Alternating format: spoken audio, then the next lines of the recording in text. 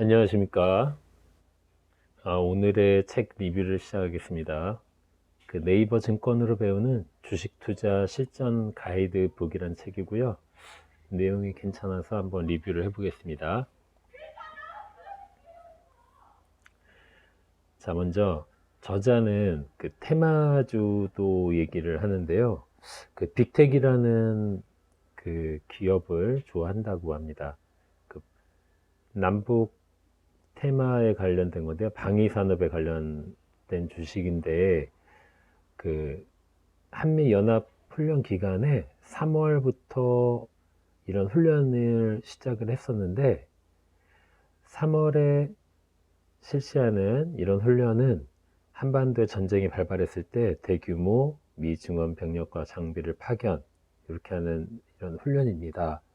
근데 이제 중요한 부분은 매년 2월에서 4월이면은 급등을 했다라고 합니다.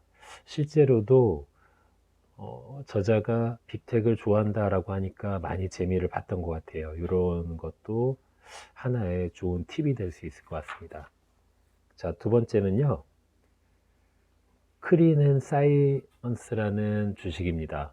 자, 이 주식은 그 미세먼지, 뭐 중국에서 불어오는 황사 이런 거 관련된 그런 회사인데요. 이 회사도 마찬가지로 그 매년 같은 시기에 이렇게 계속 좋은 실적을 냈었기 때문에 이 시기가 되면은 좀 약간 저점일 때 매수해서 들어가는 것도 괜찮은 것 같습니다.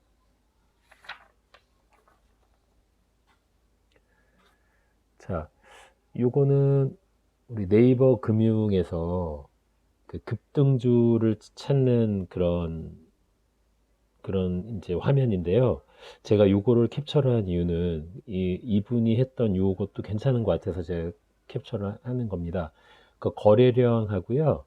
그 다음에 영업이익 증가율, 그 다음에 그 다음에 ROE, 그 다음에 ROA, 그 다음에 PBR 이렇게 체크를 해서 이렇게 확인을 하는 것을 볼 수가 있습니다.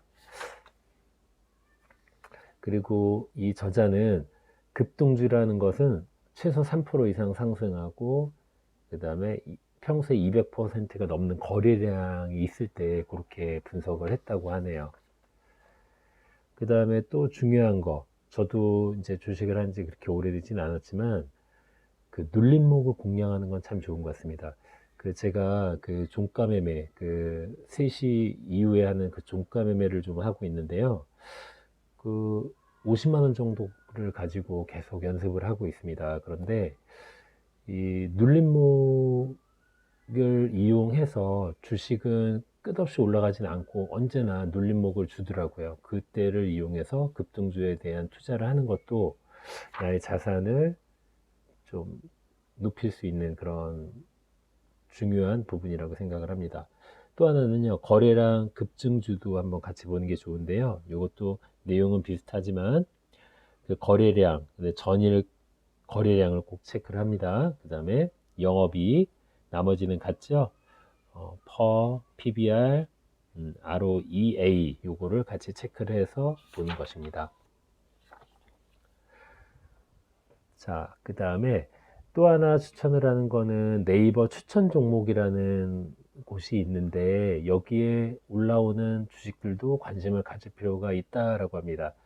그리고 제가 보니까 리서치라는 게 있더라고요. 탭에. 그러니까 그것도 좀 읽어보고 그러면은 괜찮은 것 같습니다. 자, 그 다음에 재무 분석 관련해서 이 카카오 예를 들고 있는데요. 우리가 이제 네이버 주식, 국내 주식에 들어가서 보면은 재무 분석이 있습니다. 그래서 여기에 있는 이 수치들은 뭐 PER, PBR 이런 것들은 원체 많이 나오는 거기 때문에 제가 생략을 할 거고요. 여기에 보면은 재무 분석을 통해 포괄 손익 계산서, 재무 상태표, 현금 흐름표를 볼 수 있고 이런 여러 가지 정보도 같이 제공을 하고 있다 그러니까 이런 최소한 이 정도는 우리가 보고 넘어가는 게 좋지 않을까 생각이 듭니다. 자, 그 포괄 손익 계산서라는 게 있는데 포괄 손익은 관리를 하는데 필요한 비용도 뺀다. 그리고 세금을 비롯한 몇 가지 지출을 빼고 남은 순이익이 바로 포괄 손익이라고 합니다.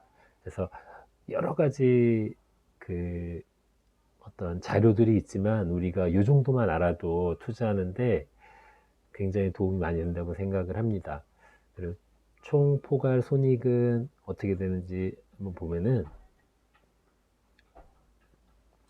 자, 요것도 우리가 한번 봐두면은, 분석을 해두면은 해마다 증가를 하고 있는지, 어떤 나의 손익이, 그 다음에 그런 성장성을 유지하는 걸 생각을 할 수 있고, 또 어떤 기준을 잡을 수 있다라고 합니다. 그래서 총 포괄 이익, 요것도 중요하고요.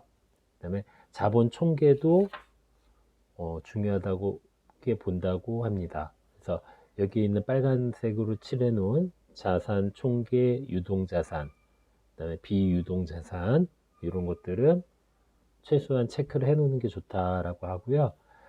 유동자산은 빨리 현금화를 할 수 있는 자산이라고 합니다. 그렇게 어렵지는 않죠. 그래서 비유동자산은 당연히 그 반대의 의미겠죠. 자, 그리고 주식은 심리적 저점 구간에서만 매수하자라고 했는데요. 자, 여기서 보면은 이제 저자는 3년 정도를 이제 기준으로 둔다고 합니다. 네이버 일봉 차트는 2년 정도의 기간밖에 제공을 하지 않는다고 해요. 그래서 최소 3년을 잡고, 그다음에 그 저점과 그다음에 우리 고점을 어떤 우리 차트를 여기 이제 색깔 칠해 놓은 요 부분, 요것을 클릭을 해서 그 다음에 지지선을 그려봅니다. 그러면은 그 다음에 또 하나, 요 아까 두 번째 있던 요거를 클릭을 해서 그리면은, 그러면 수평선이 하나 만들어지고요. 그 다음에 그 수평선을 잘못 그렸을 때 지우개를 이렇게 지울 수 있다라고 합니다. 한번 우리도 이렇게 해서 그 심리적인 저항선, 그러니까 그 중간 아래에 있는 요거 부분이죠. 요 부분에서 매수를 하는 게 좋다라고 하니까요. 한번 이렇게 활용을 하는 것도 참 좋은 것 같습니다. 또 하나, 우리 오버레이의 선택 설정에 보면 그물 차트라고 있습니다. 요거는 어떤 추세를 확인하기 위해서 많이 그래도 본다라고 저자는 하고 있네요. 쉬우면서도 활용을 하면 좋을 것 같고요. 또 하나, 보조 지표를 활용하는 것 중에 이렇게 네 가지를 하고 있는데, 이 저자가 강조하는 건 이 두 가지입니다. MACD, 그 다음에 슬로우 STC. 자, 요거는 제가 한번 읽어봤는데 그렇게 어렵지는 않은 것 같아요. 자, 요거는 한번 꼭 활용을 해주시면 좋을 것 같고요. 요거는 이렇게 어떤 상승인지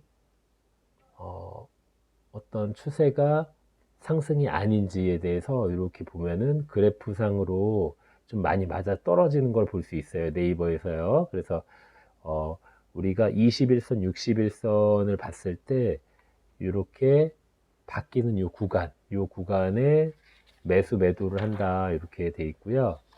그 다음에